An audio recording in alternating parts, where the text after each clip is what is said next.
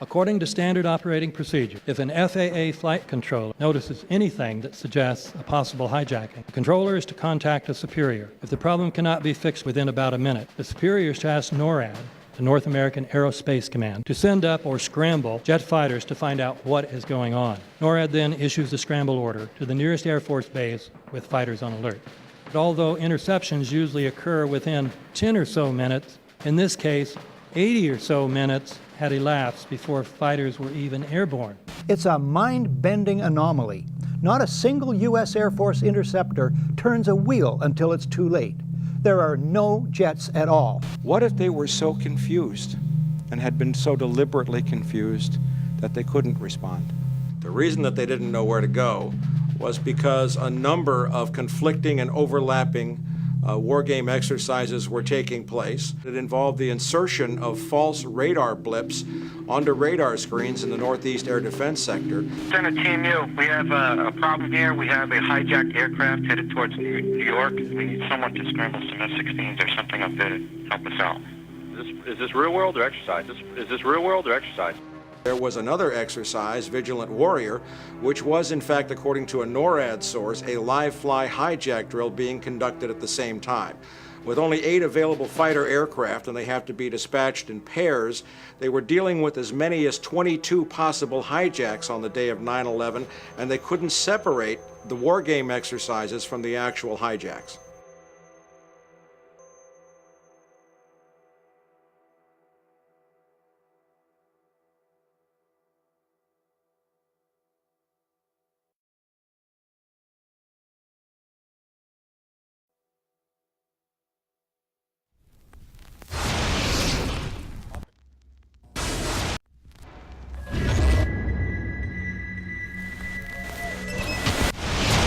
Page 172. The U.S. government has not been able to determine the origin of the money used for the 9/11 attacks. Ultimately, the question is of little practical significance. The American authorities have not managed to trace the source of the funding. And then the most amazingly disingenuous statement ultimately is it of little consequence. It is of massive consequence. Doesn't it matter who paid for 9/11? The collapse of Building 7 has been recognized as especially difficult to explain. The 9/11 Commission report implicitly admitted that it could not explain the collapse of this building by not even mentioning it. President, why are you and the Vice President insisting on appearing together before the 9/11 Commission? Because the 9/11 Commission wants to ask us questions. That's why we're meeting, and I look forward to meeting with them and answering their questions. Why you're appearing together rather than separately, which was their request? Because it's a good chance for both of us to answer questions that the 9/11 Commission is looking forward to asking us, and I'm looking forward to answering them. Let's see. Do you think they should be able to stand up and speak their own words? They should go under oath. They should be, yeah. In public.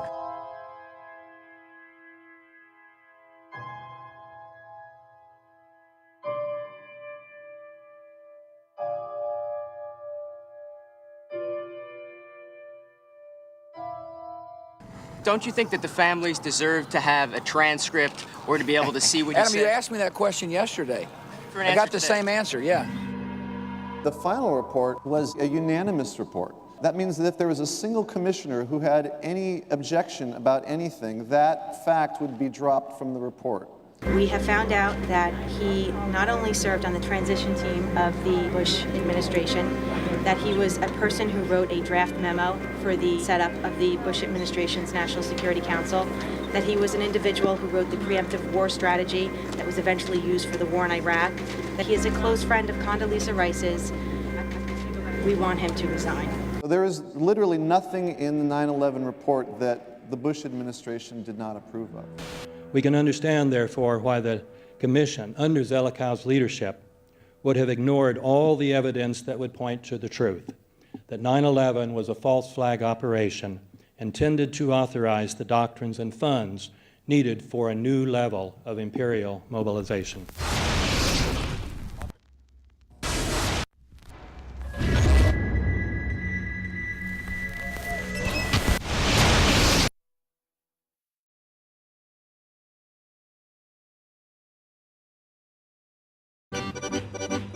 armed with knives, armed with chemical, biological, nuclear weapons. Fanatics, terrorists, September 11th. September 11th, killers, September 11th, terrorists. Terrorists of Al-Qaeda, terrorists, nuclear weapons, terrorists. 9/11, terror, terrorist, evil. September 11th, September 11th. The terrorists, war and danger. September 11th, terrorism, global terrorism, terrorism, terrorists, terrorists, terrorists, terrorists, terrorists, the terror, terrorists, terrorist, terrorism. September 11th, global terrorism, terrorist, terrorism. September 11th, world terrorism, terrorism. September 11th, global terrorism. September the 11th, terror, weapons of mass destruction. September the 11th, terrorists, the evil terrorists, no. Terrorism. The words are hypnotically repeated. Terrorism, terrorist, terrorist threat, and of course, believed to be linked to Al-Qaeda.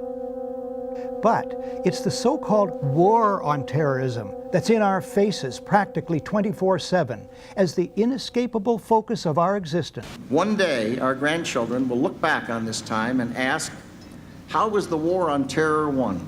The entire U.S. ruling class, ruling elite, comes to see terrorism as the preferred means, indeed the only means, to provide social cohesion, to provide an enemy image for the society to keep it together. According to neocon theory from Carl Schmitt, you have to have an enemy image in order to have a society. It's a very dangerous thing because now it means that the entire social order, the political parties, intellectual life, politics in general, all based on a monstrous myth. Monstrous myth.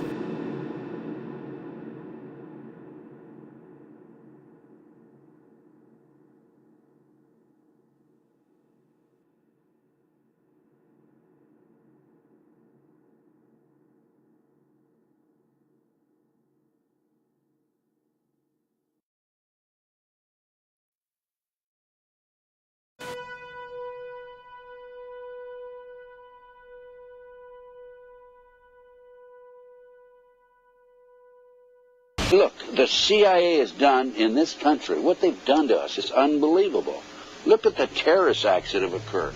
The CIA behind most, if not all of them. We had the Marine Barracks. We had our embassy in Kenya. We had Pan Am 103. We had the USS Cole. We had Oklahoma City. We had the World Trade Center in 1993. That helped the terrorists blow up the World Trade Center the first time. They built the bomb. They got the driver's license. The informant, the FBI informant, a fellow named Salam, a 43-year-old former Egyptian army officer, he was given the assignment to put the bomb together. And he went to his supervisor, his FBI supervisor, and said, we're going to put a dummy bomb in here, right? And the FBI supervisor said, no, we're going to put a real bomb. The FBI actually carried out the attack on the World Trade Center in 1993. They actually hired Ahmad Salam and paid him $1 million and gave him real explosives, a detonator, and told him to build a bomb and to give it to the foolish people that he was controlling to allow them to attack the World Trade Center complex. Unfortunately for them, there were only 6 people killed, not enough to pass the legislation. So what happened is 2 years later, April 19, 1995, down comes Oklahoma City Murrah building, 168 people killed. 1 year later, the anti-terrorism legislation that takes away many of our constitutional rights and civil liberties is passed.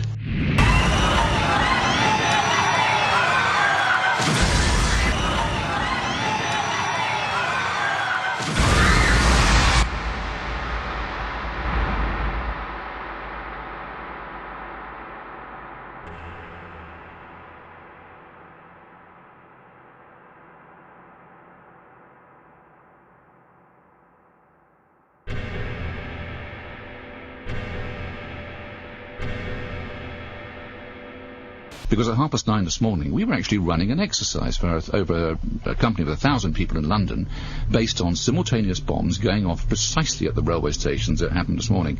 So I still have the hairs on the back of my neck standing upright. To get this quite straight, you were running an exercise to see how you would cope with this, and it happened while you were running the exercise? Precisely.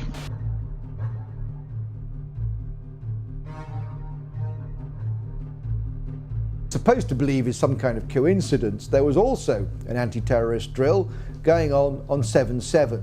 And again, just like 9/11, they were talking about attacks on the same targets, the same kind of tube stations, and exactly the same time, as the actual attack happened, providing some kind of cover for what must be operations orchestrated in some way by the state.